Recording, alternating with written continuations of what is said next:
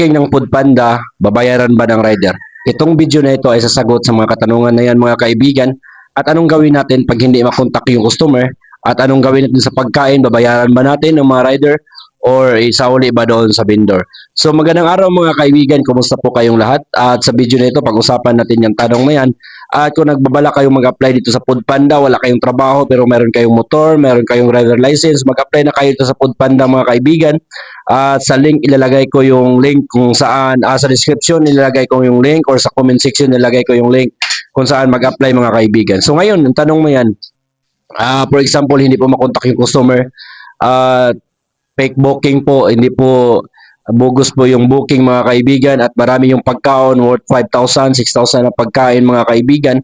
Ano ba yung gagawin natin dyan sa pagkain? Iuwi ba natin sa bahay? Babayaran ba natin? So ngayon mga kaibigan, sagutin natin yung tanong na yan. Kung mangyari man yan sa atin sa pagbibiyahe natin to sa Foodpanda, merong fake booking mga kaibigan.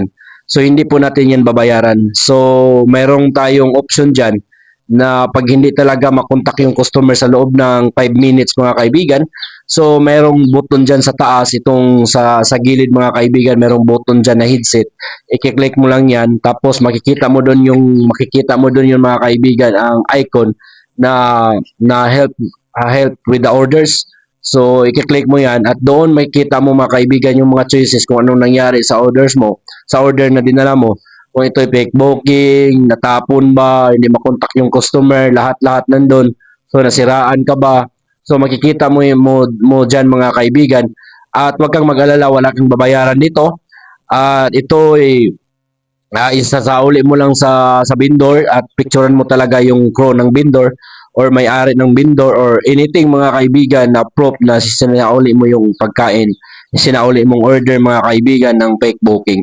So yan lang po ang napakaganda dito sa Foodpanda dahil hindi po tayo magka-problema kung sakaling mayroong fake booking. Ika-cancel lang din natin yan mga kaibigan at isauli natin sa vendor. So kung mayroon pa kayong mga katanungan, mag-comment lang kayo dito sa comment section natin mga kaibigan para masagot natin dito sa ating video. Maraming salamat. Ako yung isang kaibigan, isang rider po dito sa Baybay City. Maraming salamat at shalom po sa inyong lahat.